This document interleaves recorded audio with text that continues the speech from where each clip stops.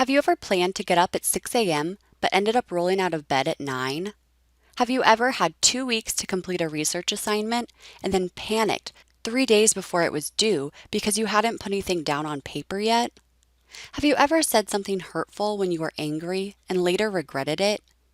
Have you ever had a plan to read for 30 minutes, but instead of concentrating on your book, you kept checking your phone? If you were practicing self-regulation in each of these situations, you would identify what was going wrong and then make adjustments to successfully complete your plan. Self-regulation doesn't occur when you merely create a plan to succeed. You also have to monitor how that plan is going, address obstacles with new approaches, and apply what you've learned to future planning. For instance, here are some ways you might use self-regulation in the previous examples. If you regularly snooze your alarm, you might move the clock across the room so you have to get out of bed to turn it off. If you usually put off long-term projects until the last minute, you might start by making several short-term goals with clear deadlines and then checking off each task after you complete it. To self-regulate your emotional reaction, you might make a plan to notice the physiological symptoms of anger and then apply a strategy like taking a few deep breaths before you respond. If you have trouble focusing on your reading, you might put your phone in Do Not Disturb mode for a predetermined period of time. Self-regulation is an individual's ability to intentionally or purposefully act. Self-regulation refers to proactively applying self-directed processes, cognitive behaviors, and emotions to attain goals and skills. It helps you maintain control over your actions, evaluate the effectiveness of behavior strategies, and stay motivated towards achieving your goal. Researchers have found that self-regulation can be taught. Students who practice self-regulation complete more homework, get better grades, and learn more than students who do not frequently apply self-regulation strategies.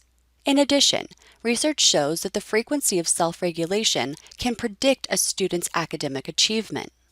Self-regulation involves students planning and articulating what they want to accomplish, monitoring their progress, and identifying any obstacles they encounter, adjusting as needed when things are not going as planned, and reflecting on what went well and what they could do differently next time. To help students learn about self-regulation, teachers can introduce and define self-regulation and have students identify examples of how self-regulation can be used in different contexts. But for students to fully develop self-regulation, they must also be given opportunities to practice in a variety of contexts, with support from teachers and others as necessary. For example, an English teacher might ask students to independently create a plan to read a book and write a book report. This plan could include the number of pages a student will read each day, where and when the reading will occur, how notes will be taken to ensure comprehension, and what strategies the student will use to manage distractions. Periodically, the teacher will ask the student to check in on their progress. Monitoring might include questions such as, have you read as much of the book as you planned to by today's date? If not, what's getting in the way?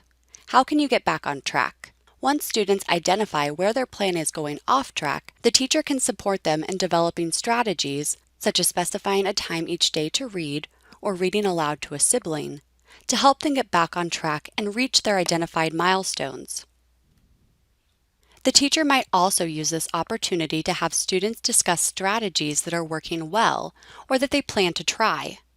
Along with the book report, students might reflect on their self-regulation, including how closely they were able to follow their plan, what strategies helped them stay on track, and what they could do in the future to better reach their goals. While instruction on self-regulation might be tied to a specific project or assignment, teachers can also embed opportunities to practice each component throughout their class. To support planning, teachers might ask students to write a detailed plan for something they want to accomplish in a certain period of time, then have them monitor that performance. Teachers can regularly facilitate discussions about strategies to adjust for distractions or getting back on track. They can include reflective exercises in their classes, such as journaling or asking students to consider how they studied for a certain test. The more opportunities that students have to practice these components of planning, monitoring, adjusting as needed, and reflecting, the better prepared they will be to independently use them in a variety of contexts. The ability to self-regulate is important for students' success both in and out of school. While we may regularly use self-regulation strategies in some contexts without intentionally thinking about them, many students need instruction on self-regulation. Beyond that, they then need supported practice to use self-regulation strategies and evaluate the effectiveness of these strategies. Through improved self-regulation, students can become more independent in attaining their goals, completing specific tasks, and maintaining their emotional reactions.